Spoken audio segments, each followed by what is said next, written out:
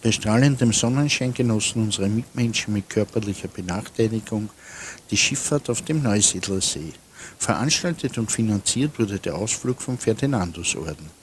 Dieser veranstaltet diesen Schiffsausflug einmal im Jahr, um benachteiligten und kranken Kindern einen schönen Tag zu bereiten. Neben der schönen Aussicht vom Schiff gab es natürlich auch gutes, frisch zubereitetes Essen und Getränke. Altbischof Paul Ibe war auch mit viel guter Laune dabei und tanzte mit den Kindern mit. Um die Versorgung der Kinder und Erwachsenen kümmerten sich den ganzen Ausflug die Mitglieder des Ferdinandusordens. Beim Verlassen des Schiffes waren dann strahlende Gesichter zu sehen.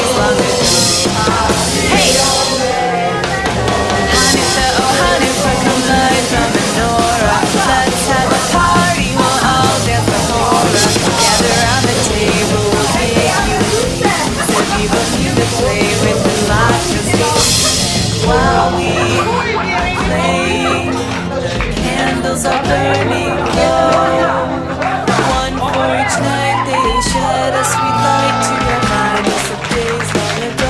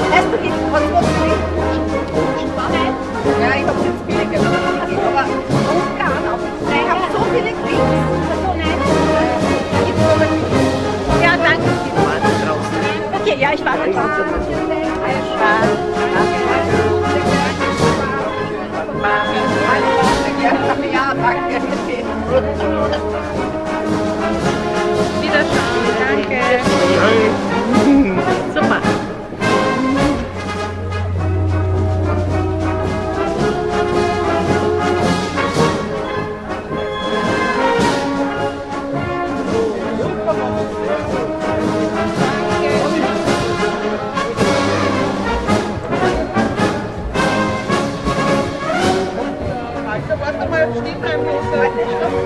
Da kommt es mir her. Kriegst du ein kleines Dankeschön. Ich hoffe, euch hat es gefallen, gell? Hat es euch gefallen, dann müsst ihr die Kamera winken, wenn es euch gefallen hat.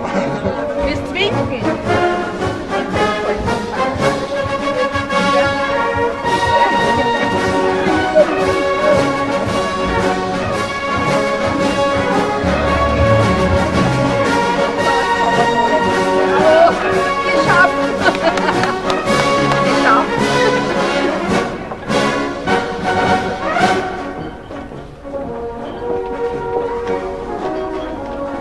Ja, jetzt hat es schon.